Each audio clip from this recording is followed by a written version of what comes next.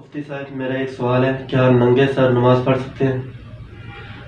سستی کی وجہ سے اگر ننگے سر نماز پڑھتے ہیں، جیسے کہ ٹوپی پہننے کی وجہ سے بوجھ محسوس ہوتا ہے، یا بال خراب ہوتے ہیں جی ہماری سیٹنگ بالوں کی، یا پھر یہ گرمی معلوم ہوتی ہے، تو اس طرح ننگے سر نماز اگر اس وجہ سے پڑھتا ہے تو یہ مکروہ تنزیہی ہے، اس سے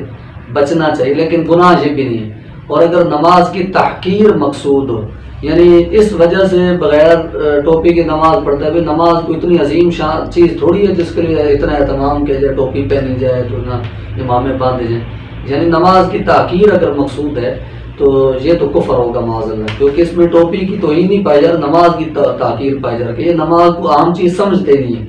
جبکہ نماز اتنی عام چیز ہے کہ اللہ رب العزت نے قرآن پاک میں 750 بار نماز کا ذکر فرمایا، تو اس وجہ سے اگر نماز کی تحقیر پائی جائے گی تو یہ کفر ہوگا۔ اور اگر خشوع و خضوع کے لیے ننگے سر نماز پڑھتا ہے، یعنی اس کو نماز میں مکمل توجہ ہی تب رہتی ہے جب بغیر ٹوپی کی نماز پڑھتا ہے، تو اب ایسے شخص کے لیے بغیر ٹوپی کے نماز پڑھنا مستحب اور افضل ہے۔ اور اگر ٹوپی پہنتا ہے تو توجہ نہیں رہتی، تو اب اس کے حکم نہیں ہوگی کہ یہ ٹوپی کے بغیر نماز پڑھا کرے۔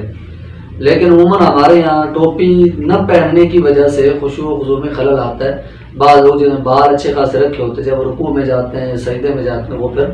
جب کھڑے ہوں گے تو اگلے رکعت میں پھر بال سیٹ کریں گے، رکوع سجدے میں جائیں گے تو اپنے بالوں کو دیکھتے رہیں گے، اس وجہ سے الٹا خشوع و خضوع میں خلل واقع ہوتا ہے۔ تو بہرحال یہ کہ ٹوپی پہن کر ہی نماز پڑھیے۔ جہاں پر ہم 1000 روپے کے کپڑوں کو سوٹ سلوا لیتے ہیں، وہاں پر 20-25 روپے کی ٹوپی بھی خرید لی جائے، نہ اس سے کوئی بندہ غریب ہوگا نہ اس میں کوئی حرج آئے گا۔ تو اپنی ٹوپی بھی استعمال کیجیے۔ مساجد کی ٹوپی استعمال کرنا بھی جائز ہے، چاہے پلاسٹک والی ہوں،